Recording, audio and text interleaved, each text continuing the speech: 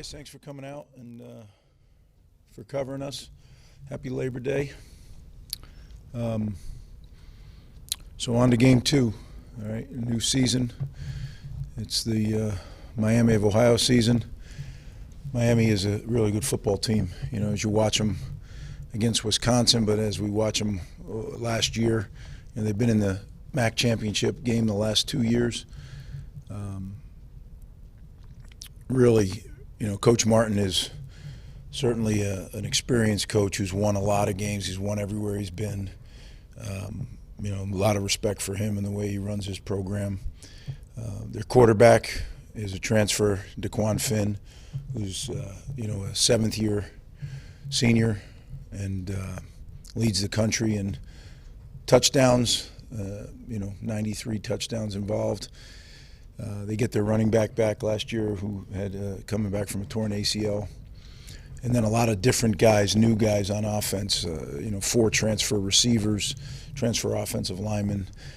So there's still some, we're still working on getting background on all of them, and we're working on watching all of them. We've got all the background on them. On defensively, they're really strong.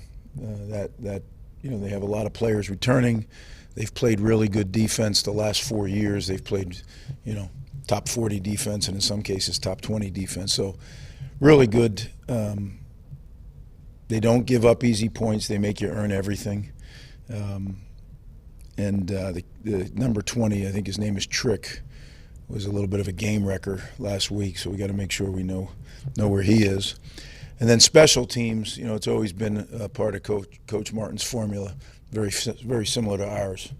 And you can see it's a programmatic belief. They play across the board. They play very hard, but on special teams, where some programs may play hard on offense and defense and play marginally on special teams, that's not the case here with Miami. They play really, really hard on special teams, and they know what they want to do. So definitely going to be a challenge, one we're looking forward to, and we have our work to do this week to improve, right? I talked about fundamental improvement. That's really been the war cry around here right now.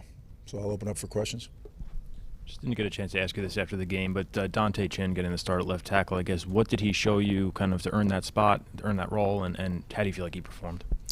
Well, Dante had a very good training camp for sure. You know, we had some injuries on the offensive line during camp, so Dante moved out there out of necessity and then did a really good job, and we felt like he deserved to get the start.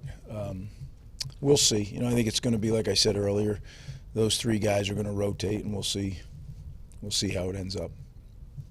Similarly, we didn't get to ask about Doug Blue Eli, him being out for the year. How much does that impact the defensive tackle room? Do you anticipate guys getting more snaps than expected, or do you expect someone else to kind of fill in his spot in the rotation? Well, it's a good question. Doug was a big loss. I really felt Doug was going to be a difference maker. He had a really good, leading up to that, really good experience. So that hurts for sure, and it's kind of a silly way we lost him, which is frustrating. We can't do that, right? Good teams know how to practice, and I think we do a good job of that, but that was one of those instances that shouldn't have happened. But as far as filling in, guys just move up. I mean, that's the way it is, right? It's cliche, but next man up. And we had, you know, the one thing that is we started the year with good depth, but you can't have too many injuries and continue to say that. So we got to make sure that we practice smart, and then games are the games. You got to go have it. Greg, tight end position, you get Kenny back, you got Colin in there. Just your thoughts on that position and your assessment of the depth there as well. Yeah, I mean, Kenny and Colin are going to be a good 1-2 punch. We got to keep them both healthy, right? But I think they bring different skill sets to the game. And I think Coach Haraka and Coach Falone know exactly how to use their skill sets. And then we have some guys behind them that I think are growing and getting better. So I'm encouraged with the tight end position. But, you know, as you know, Kenny and Colin are one and done. So we need to be developing behind them for sure. When breaking in so many new defensive starters, what's the process kind of like for both the coaches and the staff now having a whole game of film to kind of teach off of? I think the film may be, you know, a little overrated in that we've had film of them. But look, you can say whatever you want to them over and over again, both the coaches and the players. But when you go play a game and now it's real, now I think he has a little bit more of an urgency on some of the things that are being mentioned. And that's what we need to do. Defensively, we need to be better fundamentally. It's not where we tackled hard. I mean, we had 8 missed tackles, which, when you look at it, the way we always look at it is if you can contain it to 2 per level. So 2 missed tackles for the front, level 1, 2 missed tackles for the linebackers, level 2, and then 2 missed tackles for the secondary. If you can have 6 missed tackles in a game, it's a pretty good game. Because, again, you're playing against good players. To have 8 missed tackles against that quarterback is pretty good. So, usually tackling something you really worry about to start the season, I don't think that was an issue. We lost contain several times. And you just can't do that against a quarterback of that caliber. And we're going to have it again this week. DeQuan Finn is a really talented, athletic quarterback with a big arm. You're not part of 93 Division I touchdowns by chance. That's by being a good football player. So we need to take what we see, what we've made mistakes on, and really improve on it this week. And then the things that we're doing well, we need to just enhance that. The defense seemed to struggle a little last week with Navarro's legs. Is there anything specific being done as Finn is a rushing threat as well? Yeah, just as I mentioned, I don't know if, the actual run game of Navarro was the issue. Navarro, the bigger issue was when there was a pass rush that didn't have contain, he created plays. And that's the struggle, right? We have to make sure that we keep him contained. And if he beats you throwing the ball, he beats you throwing the ball. You can't let him get on the perimeter. There's a couple balls that Navarro threw that were just, the one he threw out of the end zone with, a hand in his face and fading away. He threw it like 20-something yards on the dime. That one, that's a good player, really good player. And again, Finn's a really good player. So we're getting it 2 weeks in a row. Coach, C.J. Campbell and Antoine Raymond seem to be the 2 premier backs in that last game. Is that something you see going forward the rest of the season, or could that change with guys like Sam Brown coming back? Well, Jashawn Benjamin is the guy that I think we needed to get in there more than we did. He had a really good training camp. We'll continue to work him in the mix. I think those 3 are going to be Sam. We're trying to gauge where he is coming back off the surgery, and we have some decisions to make there. But those 3 certainly need to continue to play, and we'll keep playing them all unless someone pulls away. If someone pulls away or somebody gets hot in the game, then we'll keep them going. But otherwise, we want to give everybody an opportunity to win the job, become the primary ball carrier. I guess when they're also learning a new scheme and trying to execute a new system for the first time, I guess how much does that lead into kind of some of that slow start that you felt like maybe they were having? Yeah, I think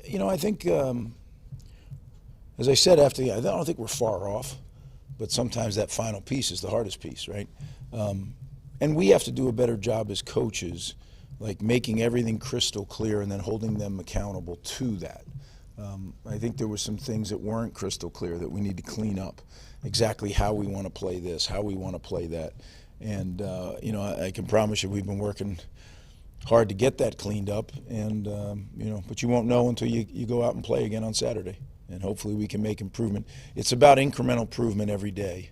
And then when you look up, over a longer period of time, all of a sudden, oh, look at that. So we just need to keep doing that and keep our head down, and as we say around here, keep chopping. You didn't play any true freshmen in the openers. That's something unusual. Usually you have somebody in there. Is that something you can expect to continue, and just talk about that class? Yeah, well, some played on teams. Some true freshmen played on special teams, I think. Houston, I think, played some a little bit. But we're gonna work the freshmen in. That's kind of a process. We have some veteran guys that we're going to make sure they get in first, unless a freshman comes in. And, as you know, I'm not afraid to play freshmen, but they need to earn it. We don't hand anything out around here. Miami's already played a Big Ten team going up against a physical Wisconsin team last week. Does that impact your preparation, if at all, going up against them this week? Well, I think, you look at their history. They've beat 2 Power 4 teams in the last, 2 or 3 years. So we didn't need Wisconsin to tell us that they're not going to come in here in awe of a Big Ten team. We know that. By chance, we happened to schedule the 2 teams that played in the MAC championship last year, and they're both really good football teams, and they both happen to have really good mobile quarterbacks, which makes when you have an athletic quarterback that can throw and run, anything can happen. And they're a good football team. They're not a team that is in awe of Ruters or the Big Ten or any of that stuff. Chuck Martin's a proven winner at every level. His team plays in his personality. They're a tough football team that play really, really hard. So, yes, going into Wisconsin Camp Randall and playing, this team isn't going to sweat coming into here and playing. That's for sure. What do you think of how Jacoby Henderson played, and just what has he done since he's gotten here? I thought Jacoby played well. I really love coaching Jacoby. He loves football. And I love coaching guys who love football. He wants to always watch tape. He wants to come in and talk scheme. He wants to talk about our opponent. Here's a guy who lives it, and we need to just keep doing that. And we need some guys to follow his way. That's the kind of preparation. That's the kind of juice that I like to coach. And I like guys that are lit, that are on it, want to go. I think he's been a great addition, and hopefully he can pull some with him. All right, guys, appreciate it again. Thanks for covering the team.